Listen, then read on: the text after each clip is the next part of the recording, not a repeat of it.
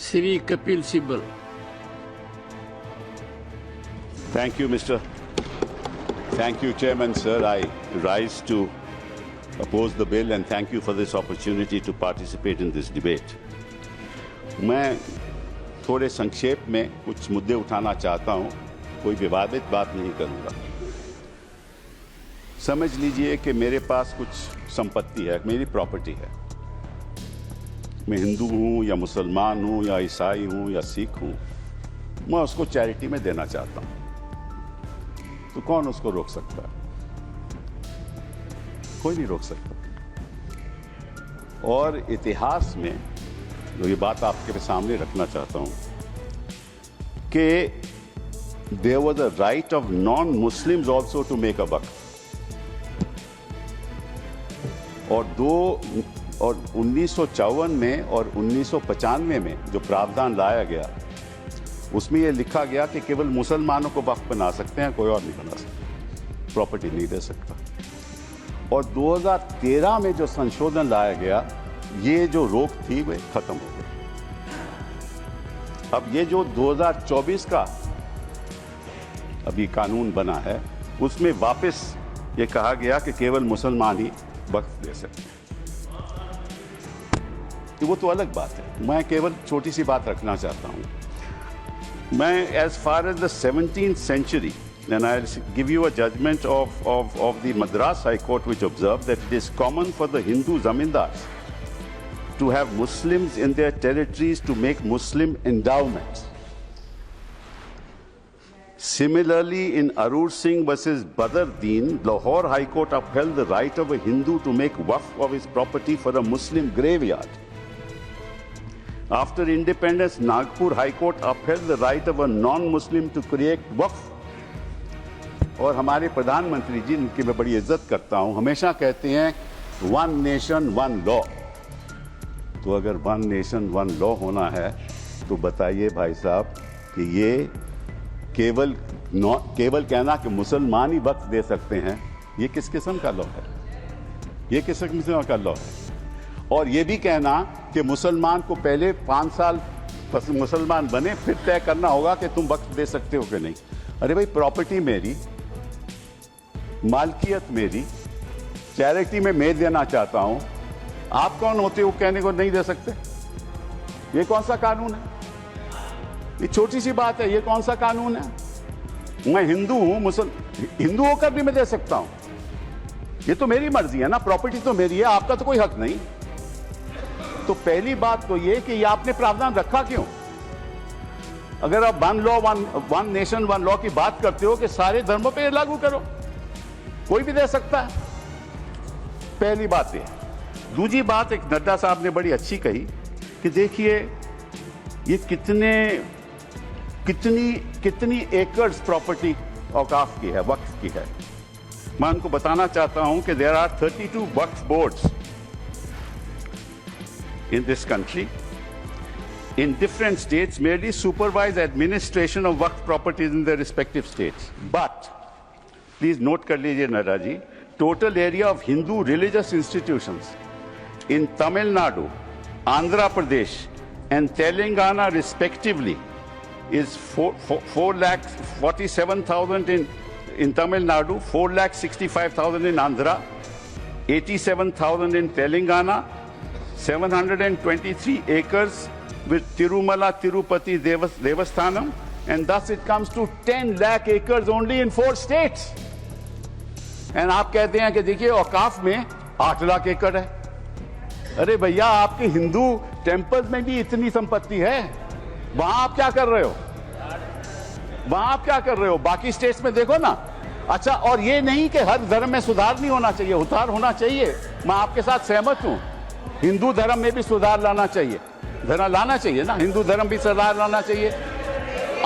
Under Hindu धर्म, एक minute, Hindu धर्म, मैंने आज तक किसी को टोका नहीं, मैं केवल छोटी सी बात रख रहा हूं आपके सामने। हिंदू धर्म में भी सुधार होना चाहिए। अब हिंदू धर्म के अंतर्गत अगर कोई सेल्फ एक्वायर्ड प्रॉपर्टी हो, तो वो अपने बेटों को दे सकता है, बेटी को नहीं दे सकता। कहता है मैं नहीं दूंगा अपनी बेटी को। इस्लाम में भी है कि भाई को ज्यादा मिलेगा और बेटी को कम मिलेगा, इस्लाम में भी ये है। वहां वक्त से द्वारा सुधार हो सकता है, यहां कोई सुधार नहीं हो सकता। तो आप अगर महिलाओं की बात करते हो तो एक कानून लाओ कि हिंदू लॉ में कोई अपनी सेल्फ एक्वायर्ड प्रॉपर्टी केवल बेटों को नहीं दे सकता, वहां महिलाओं का हक होना चाहिए।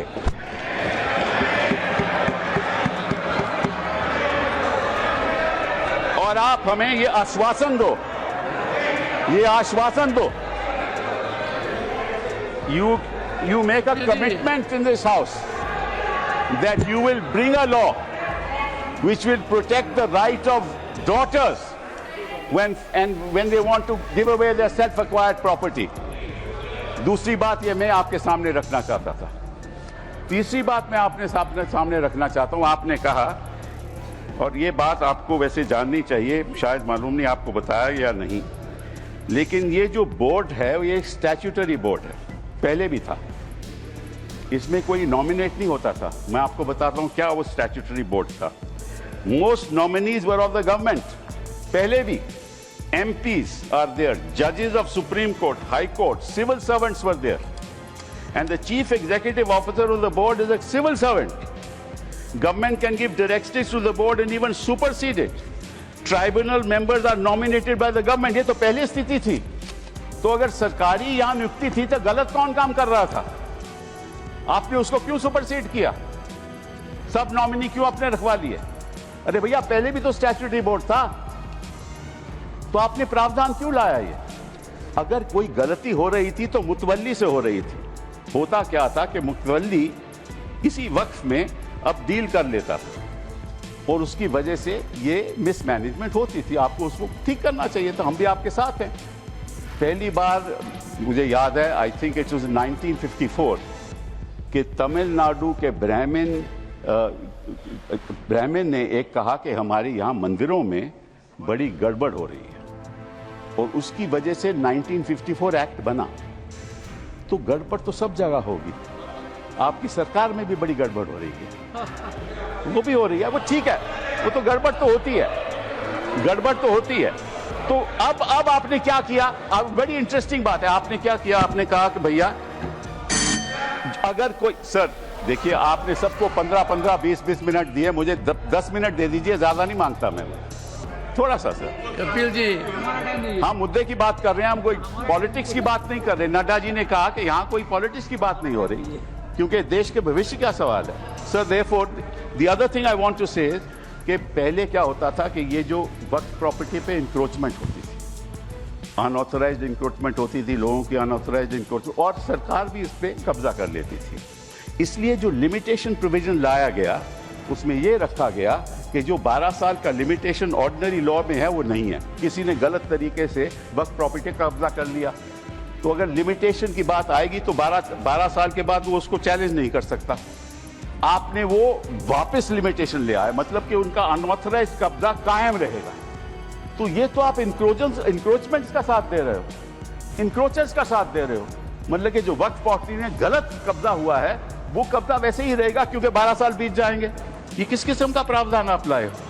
आप प्रोटेक्ट कर रहे हो वक्त प्रॉपर्टी को कि इंक्रोचमेंट्स को प्रोटेक्ट कर रहे हो? फिर साथ साथ में आपने ये कह दिया कि district magistrate has the full power to decide as to whether it is Waqf property or not.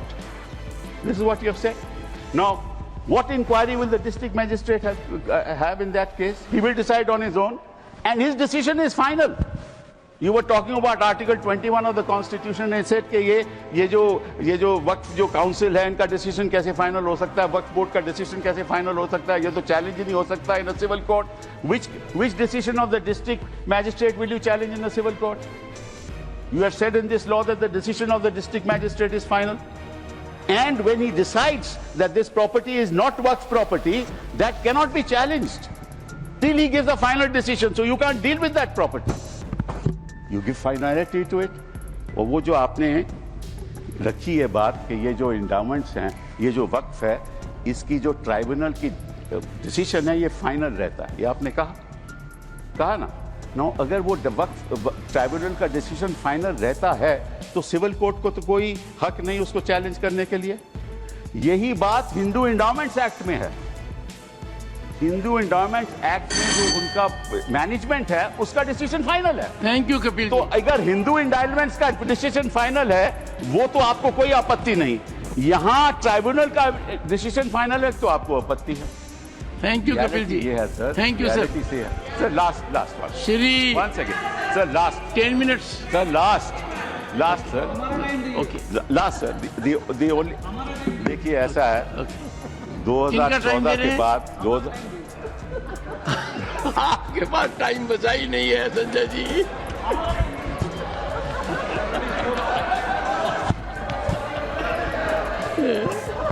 Kapil ji. Sir just give me a minute. Honourable members. Sir just 1 second Kapil ji. one second, sir. 1 second. What is the fact of the matter is the problem. 1 second, Kapil ji. The Honorable Parliamentary Affairs Minister. Sure. मैंने honourable chairman sir, पिछली बार भी कपिल सिब्बल जी जब यहाँ बोले थे तो मैंने कहा था कि सीनियर एमपी बैठ के हमारे साथ में डिबेट डिस्कशन में हिस्सा लेगा तो हम लोग अच्छा लगता है, लेकिन प्रॉब्लम क्या है कि वो कई बातें बोल करके सीधा चले जाते हैं, क्लैरिफिकेशन नहीं सुनते हैं। उनके बोलने से पहले 1-2 लोग बोलते हैं तो वो जरूर सुनते हैं, मगर उसके बाद वो कुछ ऐसा सवाल रख करके चले जाते हैं, फिर वो सुनने के लिए बैठते नहीं। तो रात को जब मैं जवाब दूंगा तो वो तो रहेंगे नहीं। तो इसका ऐसे परिस्थिति में मुझे क्या करना चाहिए सर, आप बताइए, क्योंकि ये तो बड़ा समस्या हो गया sir.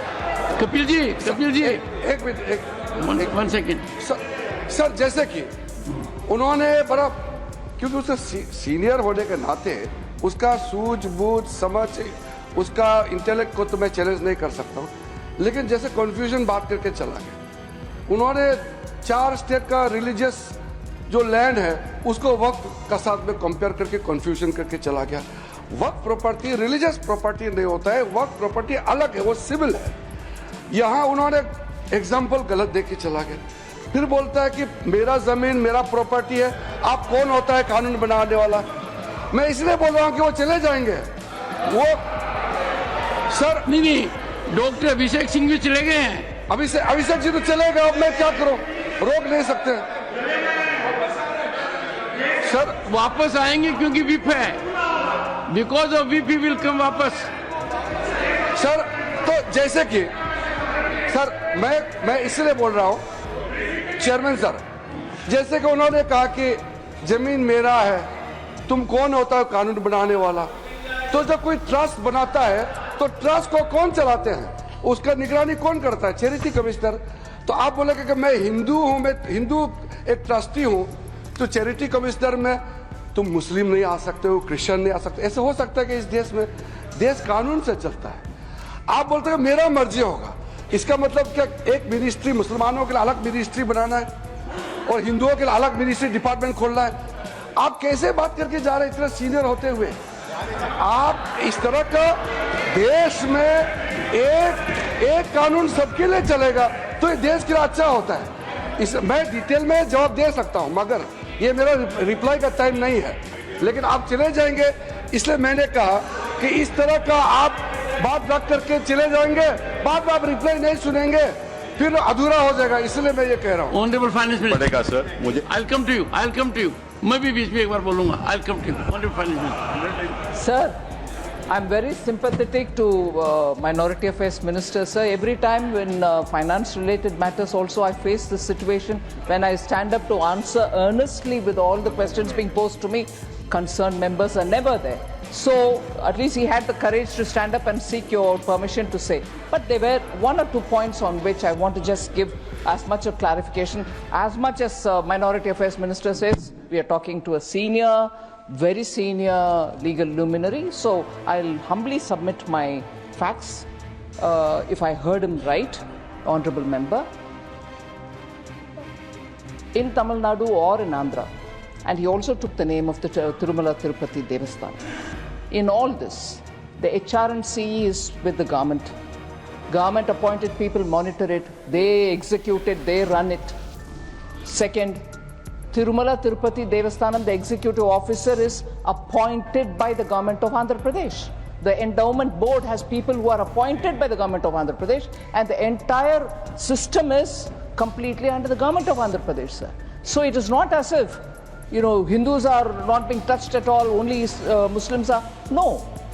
There is a huge, in fact, it has led to a lot of feeling that Hindu pilgrims have started feeling that only our temples are being completely controlled by government and government appointed men. And it is leading to a lot of confusion among the Hindu pilgrims also. It's a matter of concern for all religion. So it is I'm responding to the honorable member who spoke. Anybody who has a comment to make on what I've said are welcome to seek the time from the chair rather than shout me down. And therefore, when I put the facts before, because he did refer to the southern states, the Hindu temples, and also took the name of TTD, the fact is this, sir. Kapilji. Now, Kapilji. The finance minister, what I said was that yes, you're right, the temples are being managed by the government. So is the Waqf. That is precisely what I said. The statutory appointees are all by government. That is exactly the point I was making. That is exactly the point that I was making. That if the statutory appointees were all of the government, why did you want to bring this amendment in 2024? That's the point. And to you, sir, your answer to you, you said that there are trusts. Yes, there are trusts. But under the Code of Civil Procedure, when there is a trust, the property belongs to the trust. But there's a difference between Awqaf and trust. Awqaf, the land once donated, belongs to God. Please round up. It up. doesn't belong to the trust. Kapilji, round up now. Sir, it belongs to God. You cannot sell it ever. A trust can sell property. Waqf property cannot be sold. And Waqf property can be donated for religious purposes. It can be donated for shelter homes. It can be donated. Allow me. Don't interrupt now. It can be given for schools. It can be given for schools. It can be given for graveyards. It can be given for the benefit of women, and once given, it can't be taken back, unlike trusts. Thank you. So therefore, there's a difference. Thank you, Kevin. No, sir, one last thing. Only one. Okay. Because, sir, they are and I'll come to vote against you, not to worry. And I'll listen to you. Now, one last thing, sir. They say we have abolished Waqfs by user. That's what they have said. Now, so there's a Supreme Court judgment that they rely upon. That is the Babri Masjid judgment. Please note, the Honorable Minority Affairs Minister should note, paragraph 1134 of the Babri Masjid judgment, which says Waqf by user is an accepted mode of creating a Waqf.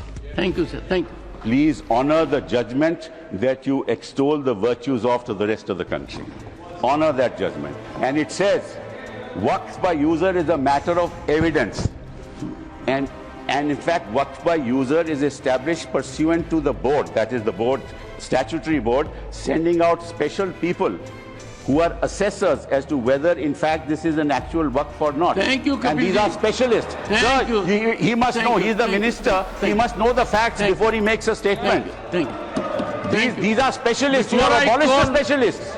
Shri, now the district management will decide, and what will happen? Kapilji, you said, you made your point. No, but this is not fair, sir. This is not fair. Thank you. They interrupted without knowing what an actual Waqf is. Kapilji, they have no knowledge of what a Waqf is. He is comparing it with a trust.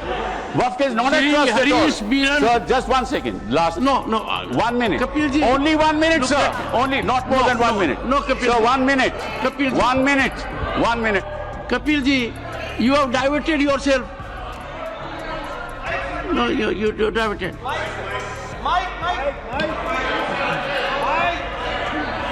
No, Kapilji, it can't. No, your time. 1 minute, sir.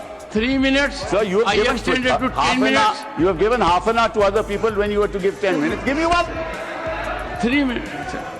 Shri Harish Biran, 7 minutes. Shri Harish Biran, please. Thank you. We have to proceed with the House. Thank you. Thank you. Thank you. Thank you. Shri Harish Biran. Yeah. Yes, Shri Harish, your time starts now. Thank you. Thank you chairman sir. वैसे मुझे आज कपिल जी आपने एक ही झटका दिया है, अभिषेक जी कई देकर चले गए।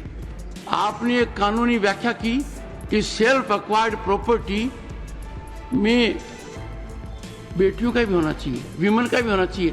सेल्फ एक्वायर्ड प्रॉपर्टी किसी को भी दे सकते हो, यही देश का कानून है। बेटे को दो, बेटी को दो, दोनों को मत दो, किसी और को दो। Shri Harish Biran, your time start now. Prabhat खबर.com, विश्वास वही, रफ्तार नहीं।